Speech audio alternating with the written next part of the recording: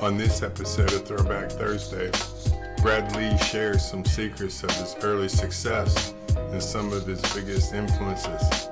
Enjoy. So, your idea of making money is spawned. So you get into sales because sales is where the cash is at. And it sounds like you started selling everything and did flourish selling cars. So what happens as you get into developing your skill set out in the real world? Well, at 6 years old, I was given a box of candy bars to go sell. And I went home and my brothers ate half of them. And, we were from a blue collar, so nobody really bought any. So I went door to door. And as soon as I went to 3 or 4 doors, I developed a presentation or a pitch, if you will, where when they knocked on the door, I'd put the candy bars behind my back. And when they answered, I'd say, "Do you have the phone number to a good roof repairman?" And they'd say, like, "What's that got to do with anything?" And I say, "Because when you taste one of these, you're going to go through your roof." And people just started buying them all. So I realized very young age that I had a little gift of selling, because I outsold everybody and sold more candy bars in the history of the world than anyone's ever heard of. And I didn't realize at the time that that was kind of a gift. I just, had success. So when I was 17, maybe, 17 and a half, I was told to get a real job. All my family and friends were kind of pressuring me because I didn't really work. I just hustled. Like I would go to the mall and allegedly go to the mall and find receipts on the floor and then go figure out what they purchased and then return it for the money. So I was just like hustling, and so everyone told me to get a real job, and I got this job fighting forest fires, or at least I thought. And when I showed up, man, it was just a terrible job. They had me packing around water, squirting on stumps. It wasn't glamorous at all. I got poison oak, told them I couldn't come in because I had poison oak. And they basically said, "That's part of the job. You're going to get it all over you and you're going to continue to have it. So you might as well get used to it." So I quit. And then I opened up the newspaper the next day and saw a job selling cars. So I went in and applied and started selling cars. And that's really where the sales career took off. Now you do incredibly well selling the cars. And somewhere along the line, you realized that it sounded like that strategy when you were selling those candy bars door to door comes into play. You realize that creating a system or a strategy and using technology incorporated with that, and you have yourself a software that's a private label that you get very formidable with, and you start meeting some high power people. So share with me, what was the idea to start that software, and then where did it initially head to? Well, from 18 to 30, I just kind of stayed selling things, art, RVs, all kinds of things, car business. But at 30 years old, I was running a car dealership, and I helped this guy in the back that was minimum wage. And it felt like good showing a guy that was minimum wage how to make money. So I thought to myself, man, I've got the ability to help people make money. Why don't I just start a training company and quit my job and go out and start training people on how to sell and close and persuade? So I quit my job. I went out and started that training company. And very quickly, I realized that I wasn't as effective as I should be. And it wasn't working as well as it used to when I worked at the dealership, and I couldn't figure out why. So I kind of did a little comparison to see what's changed. And ultimately, I found that there's 4 key ingredients to training people. It's good content, repetition, practice, and accountability. So out on the road, I wasn't delivering all those because I was just there for a day, collected my 10 grand, training and leaving. So I realized I had to have something different if I wanted to stay in business. So the internet was just coming out. So I thought, man, I should put this training on the internet so people can access it 24/7. They can get the repetition. So that's when I created LightSpeed to facilitate my training and make sure that it works. And then it started to work pretty well, but then I ran into competition. And then instead of competing with those guys, I decided just to collaborate with those guys. And I sold them my software, private labeled it for them, and then helped them sell the rest of the dealerships that I couldn't sell because my brand wasn't big enough back then.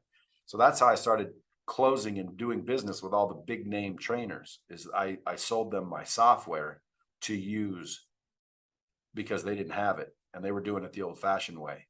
So I literally just closed all of the big name trainers. And what year was that? That was, I mean, I started the company in 99. So I would say, you know, I started selling dealerships right away, but I would say 2002. Took a couple years to kind of get beat up and figure out that, hey, it's going to be easier to collaborate than compete. So around 2002, I started closing these trainers, and then that's when I kind of shifted to just the technology. I quit trying to be a trainer. Okay, so you cross paths with Grant Cardone, I, and I definitely crossed paths with him. and he uses your program. He still uses my program. Yes, sir. And so, what attracted somebody of his mindset to what you were doing, and then how did he get involved? Yeah, I attracted him. I hunted him down and closed him. I like to tell people I close the guy that teaches you to close. I'm the guy that closes the guy that teaches you to close. But no, I mean, I had companies that I was trying to sell my training to that they would say, well, we use this person or this person or this person. And every time they named somebody, I went and closed them.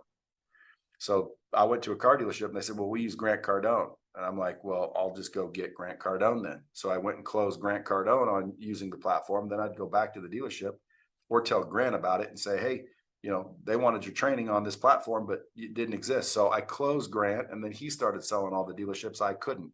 And then all the other names people would come up with: Joe Verdi, Alan Ram, Brian Tracy, Zig Ziglar, Tom Hopkins, Joe Girard. Like there was a bunch of them back in the day. Tom Stuker. I just closed them all. So now they were all using my technology. So I was kind of their back end partner. Now, you putting the technology in front of them, this is interchangeable to the different types of jobs or and niches that these people are in. Yeah, I mean, all you need to train someone is good content, repetition, practice, and accountability. So if you're training somebody on how to, you know, change tires or how to sell or how to run the cash register, the technology delivered, tracked, and measured good content with repetition, practice, and accountability.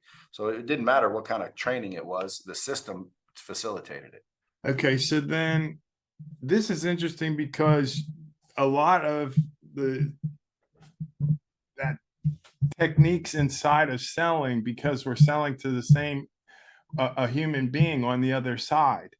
At what point in your strategy and what you're doing do you realize that the repetition of you're talking to a human and you know how they want to be treated like you want to be treated? So this probably hit a point for you where it got really easy, and the internet making it available is easy as well. You begin to go big here. I mean, from like 2008 to 2019, you're going like great guns. So what are what are the methods that you think, besides that, the four combinations, the four keys, it was the key to this success where you are now? Well, number one, it's never been easy and it's still not. So if people are thinking it's going to get easier, I don't think it gets easier. I think you just get better. Okay. So to answer your question, I mean, what was it? It was a combination of things. There's not one thing. You know, there's timing, number one. You know, there's persistence, number two. There's confidence, number three. There's skill set, number four. There's you know, discipline. I mean, there's a combination of things that most successful people have. And if you go back and look at all of their stories, they're all going to be in those. Like, again, success has a recipe. Unfortunately, most people forget a few ingredients and then they wonder why they never make it. What do you do in your routine that makes you better at what you're doing? How are you fine tuning your skill? Well, every day I, you know, learn and seek new information. I'm into personal growth and development. I realize that if you want to get something different, you have to do something different. So in order to do something different, you have to literally change your beliefs, because the reason you do what you do is because you believe what you believe. So in order to change your beliefs, you just need new information. So I seek new information on a regular basis. Like every day I'm reading 10, 20, 30 pages of a book, listening to a podcast, listening to an audiobook, doing whatever I can to get new information. And then that new information, you know, changes my beliefs, and my beliefs constantly, you know, change. My mindset, my skill set, and my habits are all I have to focus on to make sure I'm a success. Brad's great. He's always entertaining, and he's got a great story to tell. If you enjoyed this one, stay tuned on every Thursday, Throwback Thursday on Leave Your Mark. And there's plenty of good episodes. If you like Brad, you're going to love this next one.